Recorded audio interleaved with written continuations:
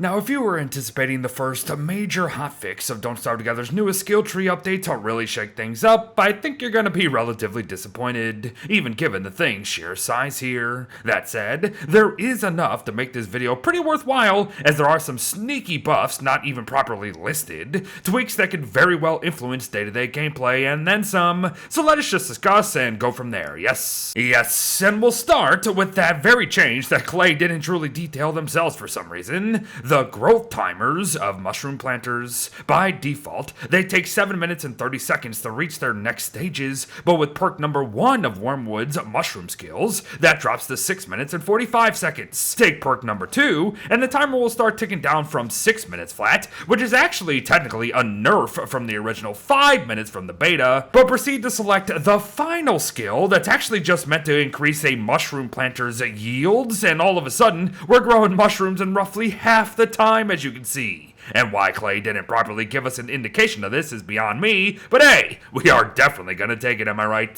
To continue, Wormwood continues to be the highlight in this update to the update, as they also got a slight buff to their bloom timers as well. Typically, it will take 3 days for a full bloom to fully dissipate come that time, but now that's actually doubled to 6 days over the beta's 5, as there was actually a bit of a bug, I guess. Not bad. Take more of an advantage of the extra time for sure. Moving on though, to a couple of Wormwood's lunar crafts, as they too have been tweaked to see the care rats focusing more on food that's actually further away from Wormwood instead of just any and all of it, if you know what I mean. But I also believe that this in turn has made them more efficient gatherers overall, so be sure to enjoy that. But speaking of having more itself, we can't actually have any more bulbous light bugs anymore. Now don't get it wrong, we can spawn as many as we bloody choose to do as long as we have the health to do so, but as far as actually creating infinite orbits around us, we can only have 8 at any given time now. The rest will kind of just naff off in that location for a day. Yeah, this is still a bit of a strange one to me, because we only need 1 for infinite light, and I feel like everyone's just gonna kill these things for souls. And the strangeness actually carries over to Wormwood's plant crafts as well, at least in my opinion, as I still cannot agree with some of these recipes. Still, we now do have the one and only way to actually focus on lush berry bushes over the original, outside of random world generation and set pieces, of course, so that's unique, I guess. However, before we get to the other 2 characters in detail, a bit of a side note here.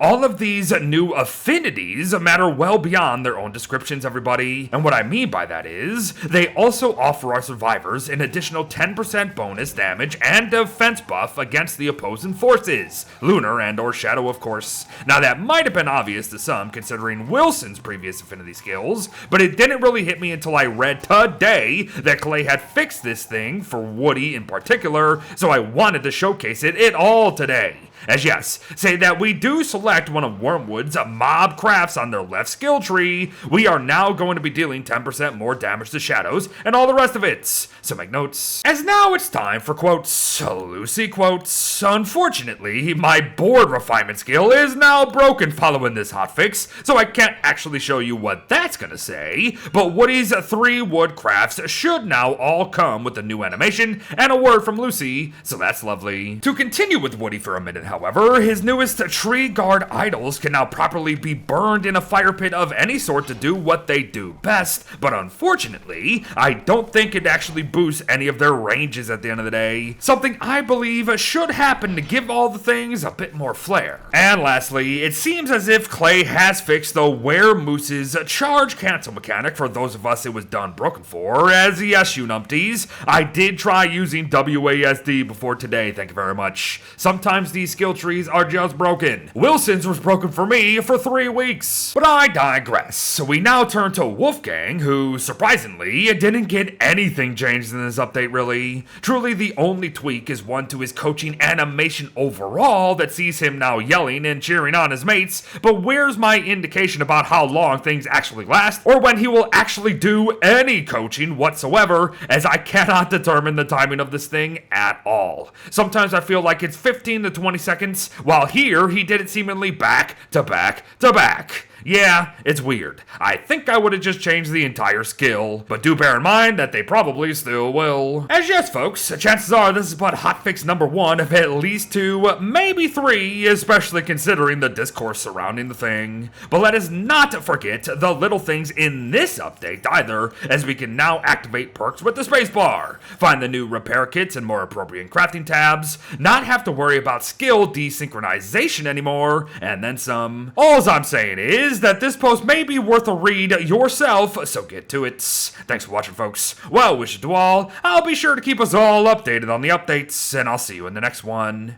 Bye-bye.